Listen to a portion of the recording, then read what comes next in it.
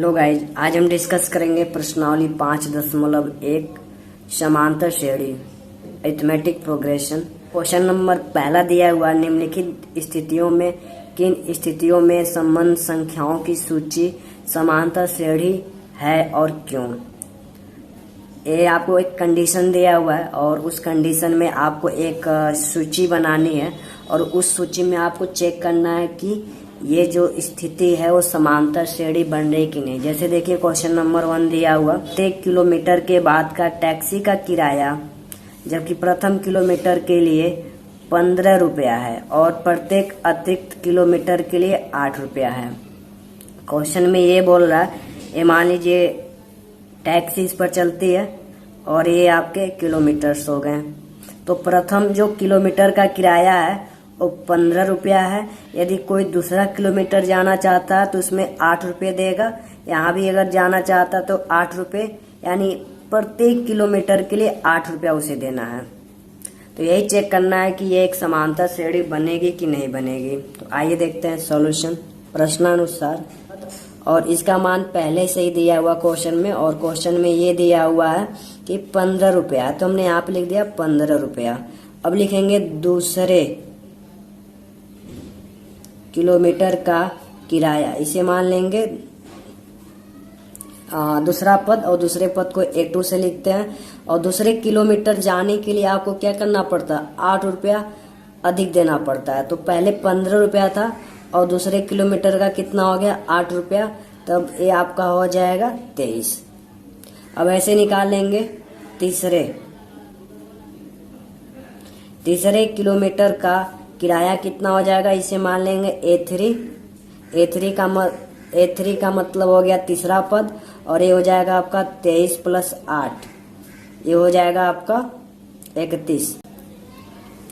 ऐसे हम क्या कर सकते हैं, चौथे किलोमीटर का निकाल सकते हैं। चौथे किलोमीटर का किराया क्या हो जाएगा, इसे मान लेंगे A4, तो हो जाएगा आपका 31 + 8 रुपया बराबर 39। 5वें किलोमीटर के लिए भी निकाल सकते हैं, 6ठे किलोमीटर के लिए भी निकाल सकते हैं, 7वें किलोमीटर के लिए भी निकाल सकते हैं।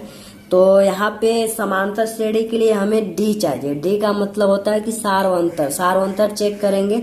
यदि D का मान दो पद को लेंगे, पहले से A2 को ले लीजिए और फिर A1 को ले लीजिए, फिर A3 को और A2 को। यदि इन दोनों का जो सार्वंतर आता है, यदि सेम आता है तो एक समांतर श्रेणी होगी, अगर नहीं आता तो समांतर श्रेणी नहीं होगी। तो यहाँ पे क्या बन रहा है, सीक्वेंस। अतः श्रेणी क्या बनी आपकी, श्रेणी हो गई आपकी 15, 23, 31, 39 एंड डॉट डॉट। यहाँ पे श्रेणी क्या बन गई, 15, 23, 31, 39। अब यहाँ A1 का मान 15 हो जाएगा, A2 का मान 23 हो जाएगा और A3 का मान 31 हो जाएगा, A4 का मान 39 हो जाएगा। अब किसी भी श्रेणी को, किसी भी सीरीज को चेक करने के लिए कि वो समांतर श्रेणी है कि नहीं, तो उसका एक ही फॉर्मूला है, एक ही मंत्र है कि सार्वंतर निकालिए। सार्वंतर बराबर होता है A2 - A1 बराबर A3 - A2। यदि इसका जो अंतर है और इन दोनों पदों का अंतर यदि एक समान आ जाए तो सार्वंतर होगा। तो यहाँ से D बराबर क्या हो जाएगा, A2 का मान रख दीजिए। A2 का मान कितना, 23 रख दिया। A1 का मान कितना, 15 रख दिया। A3 का मान यहाँ से क्या, 31, तो हमने 31 रख दिया। और फिर A2 का मान क्या, 23 रख दिया। फिर इसको सॉल्व कर लेंगे। D बराबर क्या हो जाएगा, 23 में से 15 जाएगा, 8 बचेगा, और यहाँ 31 में से 23 जाएगा, 8 बचेगा। तो यहाँ पे हमने क्या देखा, D का मान दोनों जगह एक बराबर है। अतः दी गई स्थिति क्या है, एक समांतर श्रेणी को प्रदर्शित करती है। तो हम यही लिख देंगे, अतः दी गई स्थिति एक समांतर श्रेणी है। अब नेक्स्ट क्वेश्चन ये बोल रहा है कि किसी बेलन में उपस्थित हवा की मात्रा जबकि वायु निकालने वाला जो पंप है प्रत्येक बार बेलन की शेष हवा का 1/4 भाग बाहर कर देता है। जैसे मान लीजिए कोई ये सिलेंडर है, ये रहा आपका सिलेंडर, इसमें क्या गैस भरा हुआ है, हवा भरा हुआ है। जब इसमें से पंप मारते हैं, पंप मारने के बाद क्या होता है, ये पूरा जितना इसमें पड़ा हुआ है उसका 1/4 भाग निकल जाता है। जब दूसरी बार करता तो जितनी इसमें हवा है उसका 1/4 फिर निकलता है। तो यहाँ लिखेंगे सॉल्यूशन और क्वेश्चन में तो दिया नहीं है कि हवा कितनी है, तो हम मान लेंगे कि माना शुरुआत में जो हवा थी x यूनिट थी, मान लेंगे कि माना शुरू में जो हवा थी x यूनिट थी। A1 टर्म हो गया, यानी A1 का मान हो गया आपका x हो गया। अब यहाँ पे लिखेंगे पहली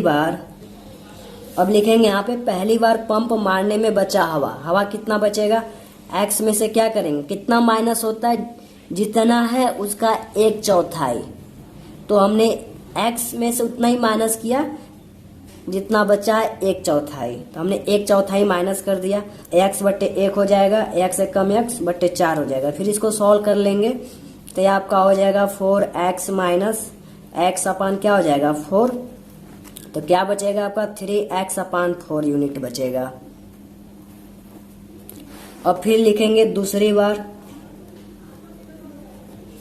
बार पंप मारने में बचा हवा बराबर, देखिए ये टोटल ये बचे हैं 3x अपान 4 तो हवा है।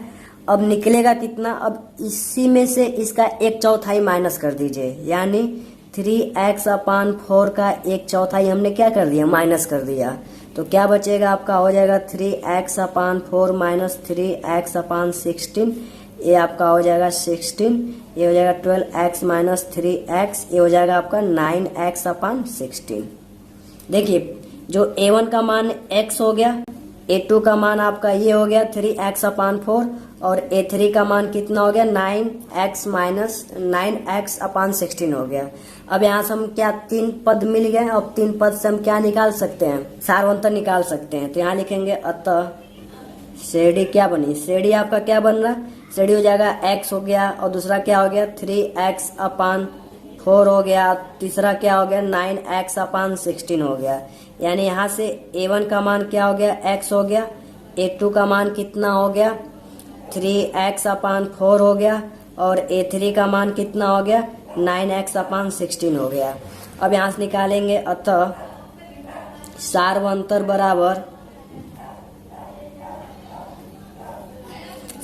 को D से लिखते हैं और D बराबर क्या होता है A2 माइनस A1 बराबर A3 माइनस A2। ये फॉर्मूला, इस फॉर्मूले की हेल्प से हम क्या करेंगे D का मान निकालेंगे। यदि यहाँ पे A2 माइनस A1 का मान और A3 माइनस A2 का मान, ये दोनों मान आपस में बराबर आ जाए तो ये एक समांतर श्रेणी होगी, अन्यथा नहीं। तो यहाँ D बराबर क्या हो जाएगा, A2 का मान क्या है 3x अपान 4 माइनस A1 क्या x अपान 1 हो जाएगा, A3 का मान क्या है 9x अपान 16 माइनस A2 का मान क्या है 3x अपान 4।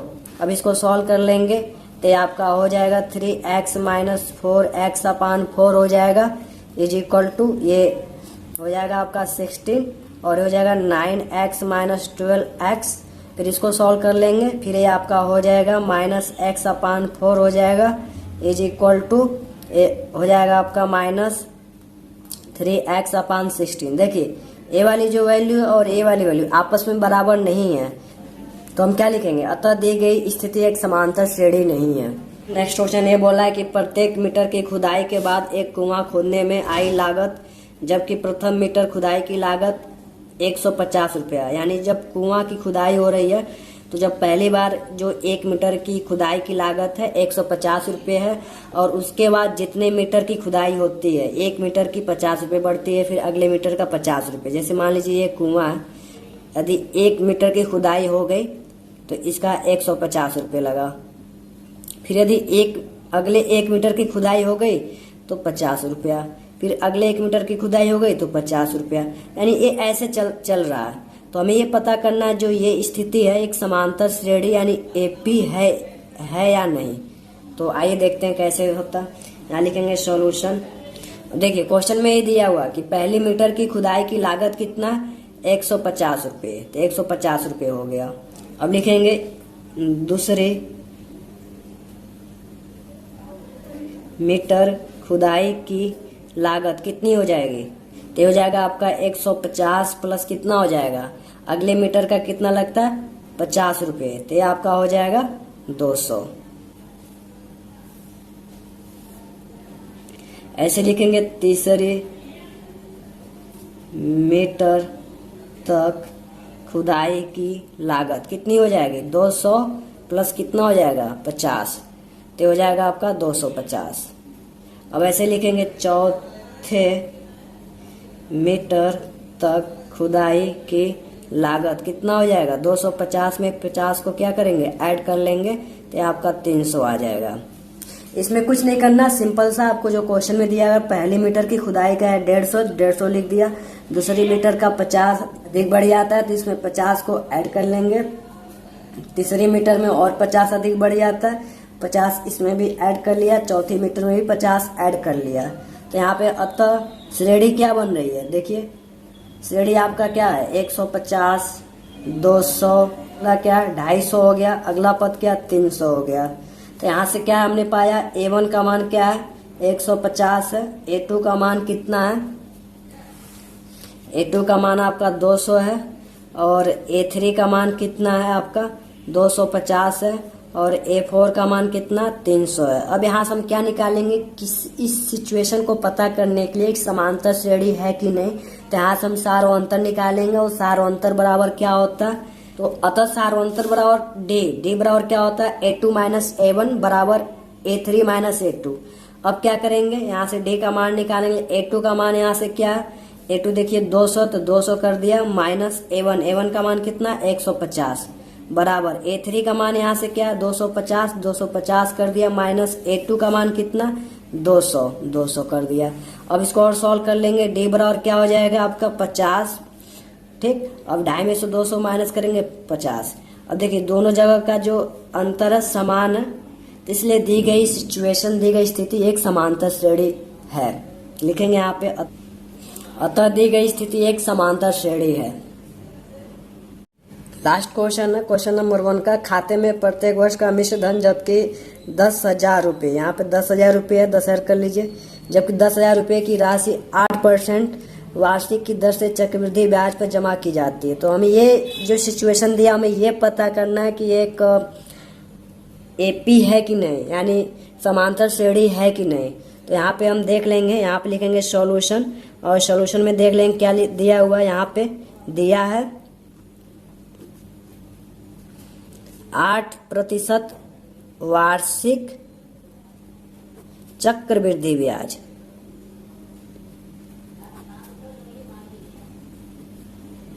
यानी क्वेश्चन में ये दिया कि 8% वार्षिक चक्रवृद्धि ब्याज है, और यहाँ पे मूलधन कितना दिया हुआ, मूलधन यानी A1 का मान पहला पद क्या दिया हुआ 10,000 रुपये है। अब क्या करेंगे, प्रथम वर्ष में इसका मिश्र धन कितना बनेगा, फिर दूसरे वर्ष में कितना बनेगा, फिर तीसरे वर्ष में, यानी पहले वर्ष का निकाल लेंगे, फिर उसके बाद दूसरे वर्ष का निकाल लेंगे, फिर तीसरे वर्ष का निकाल लेंगे। इन 3 वर्ष का निकाल कर हमें क्या पहला पद मिल जाएगा, दूसरा पद मिल जाएगा, तीसरा पद मिल जाएगा। फिर यहाँ से हम डी का मान निकाल कर चेक कर सकते हैं कि एक समांतर श्रेणी है कि नहीं। एक साल के बाद कितना हो जाएगा आपका, ये हो जाएगा आपका 10,000 1 प्लस आर कितना 8 है, 8/100 अपान पावर 1। देखिए ये फॉर्मूला होता है, आपको याद रखना है, ये बराबर होता है पी ब्रैकेट में 1 plus R by 100 upon N, इसको याद रखना आपको। तो ये वैल्यू आपकी हो जाएगी 10,800 हो जाएगी, ठीक।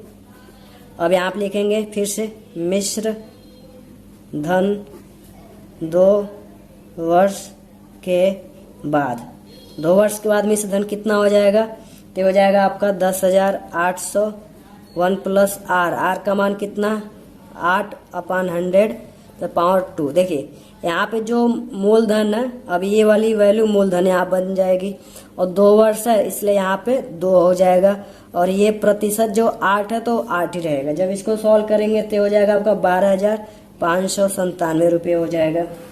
इसी प्रकार मिश्र धन 3 वर्ष के बाद कितना हो जाएगा, ये आपका हो जाएगा 12,597, 1 प्लस आर का मान वही रहेगा अपान 100, ये हो जाएगा 3, इसका मान हो जाएगा आपका 15,869।